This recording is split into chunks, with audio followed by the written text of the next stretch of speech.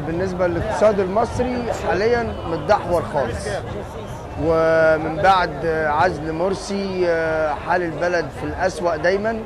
وأنا بحكم بالنسبة إن أنا شغال في السياحة، وكانت السياحة أيام مرسي كان في إنجليز وفرنساويين وطلاينة وألمان، والشغل كان شغال ماشي عادي جدا. بعد الثورة ولما حصل الانقلاب منعت السياحة كلها تيجي مصر بسبب الانقلاب اللي موجود العسكري. السائح لما بيجي ينزل الفندق ما بيقدرش يخرج اي مكان من الدبابات والجيش اللي موجود قدام اي فندق فيه 4 5 دبابات. المجموعه السياحيه اللي بتيجي بترجع تاني، بتبلغ الاعلام عندهم بره ان مصر فيها انقلاب عسكري شديد جدا، والجيش موجود في الشارع بكثافه وماشي بآله وبرشاشات.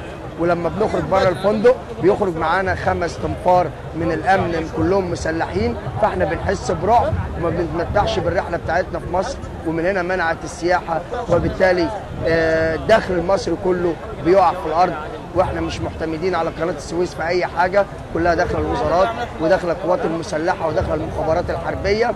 الشعب هو اللي بيستفيد من السياحه. نسبه السياحه كانت بنسبه حوالي 65% او 50%، حتى لو 40%. كان كل يوم عن الثاني كانت السياحه بتطلع نسبه 3% او 4%، حتى الشهر اللي بعده نحصل 10 او 20%، فده شيء عظيم.